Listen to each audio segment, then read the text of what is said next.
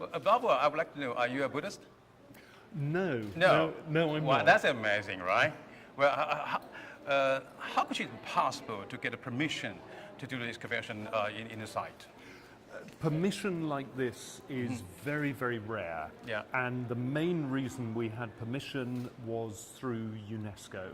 So because UNESCO is recognized as the international body for the preservation and protection of culture, because the government of Nepal had approached UNESCO asking for their assistance in bringing together a team, the team I had already worked with Nepali colleagues, so they knew and they trusted the team that we were bringing. Also, because my specialism is the archaeology of Buddhism, it meant that they knew from my peer-reviewed publications, my scientific approach, that we would try to use the most scientifically up-to-date methods. And with UNESCO, it would give a form of international independence and scientific guarantees. So the privilege, but the responsibility was very high. But really through that, we're allowed. We also agreed beforehand there would be no fences, no barriers. Every pilgrim who wished to see the site could access.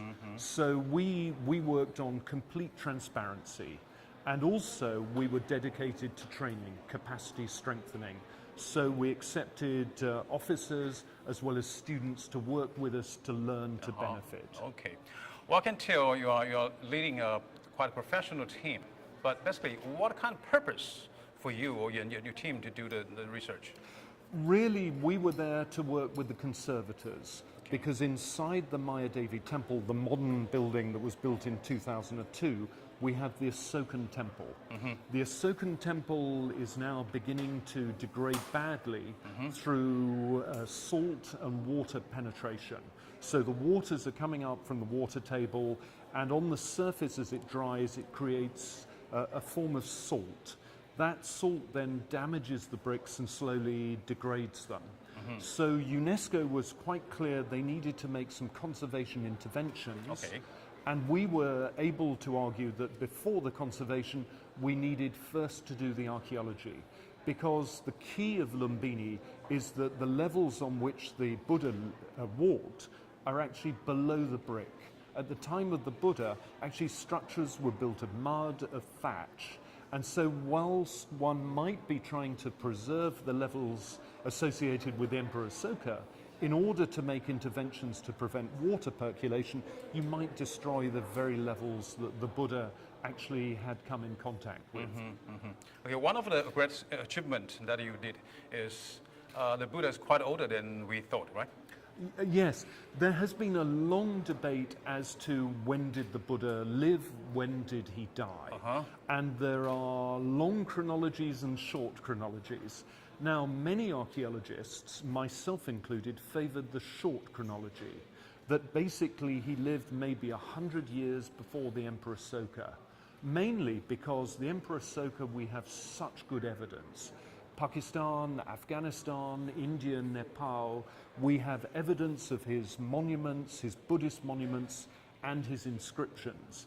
Before that period, we had almost no evidence. Therefore, most of us thought maybe 3rd century BC, maybe 300 BC. With the new dates, we have dates of 6th century BC. So we roll back the dates. And it's mainly because when the early Buddhist sites in India were first looked at, the archaeologists were finding it difficult to find anything built of impermanent material, timber and mud. So they stopped whenever they found brick, which was what we call the Asokan horizon. At Lumbini, we excavated below Emperor Asoka's temple. We found a pre-Asokan brick-built temple. Underneath that temple, we then found this timber structure around a tree. So this is the first time... Is it a tree?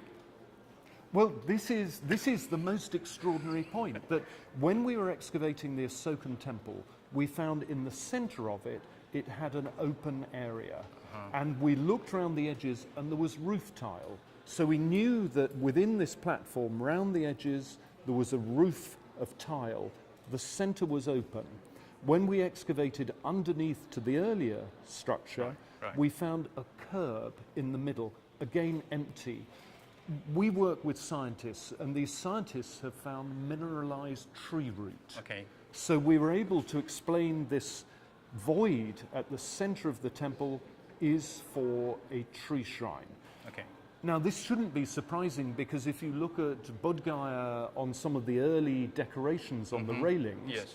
actually tree shrine is one of the earliest Buddhist structures, but they're difficult to identify. Okay. Okay. So that's the birthplace of Buddha. This Yes. is definitely right. Yes. Well, you are a scientist. So I was told that Buddha was born from his mother's arm. Do you know what I mean? Yes, yes. So how do you explain that? There are elements that archaeology and science-based archaeology can Yeah. address. Yeah. We can address, we can identify the species of tree, Yeah. we can identify the date of the earliest shrine. Some things are better never to be touched by archaeological science. Some things are intangible and should be experienced through people's belief systems. Okay. Well, I am one of them. I'm a Buddhist. Okay. So, usually we regarded Buddha as a kind of a god. But your research, somehow, in another respect, we made Buddha to be one of the human. Yes, yes. Do you think that's one of your achievements? I believe that's one of the achievements of the team. What we've been working together to do Yeah. is to try and understand and shed more light on early Buddhist practice. Like all great belief systems, they tend to accrete. I'm a Roman Catholic. I know that my own set of values, practices, are very different from early Christianity. Okay. And so what I find fascinating is when you excavate the earliest shrines, the earliest brick-built shrine, Yeah. we know it's around a tree.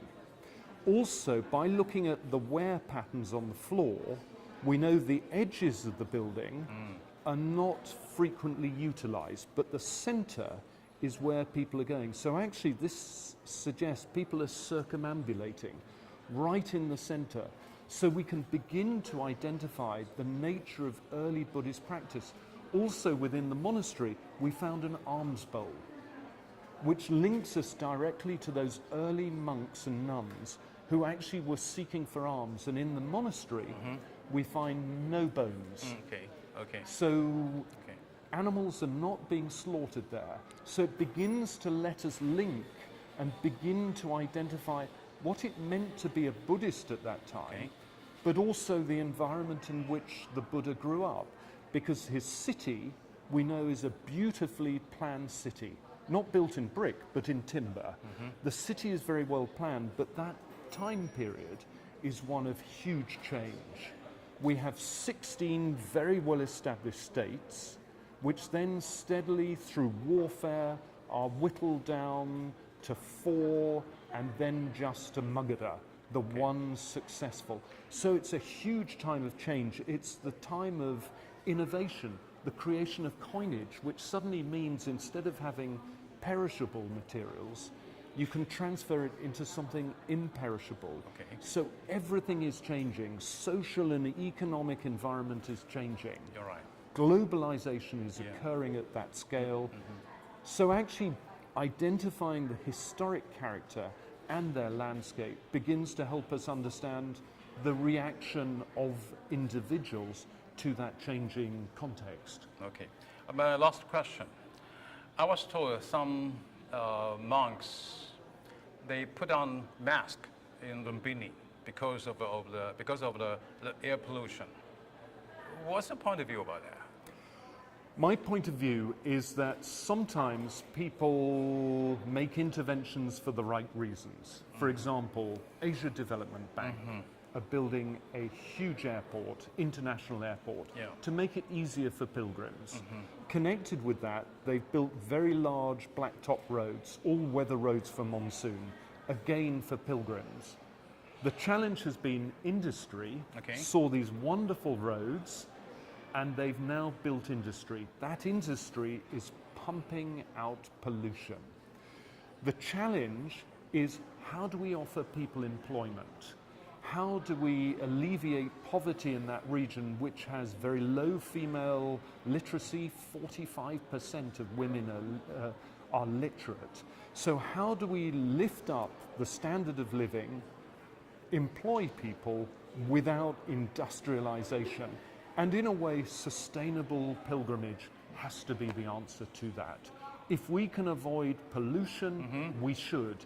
Heavy industry is not the answer for that area. Yeah. Thank you. Thank you very much. Thank you very much. Thank you. Okay, Ma? Okay.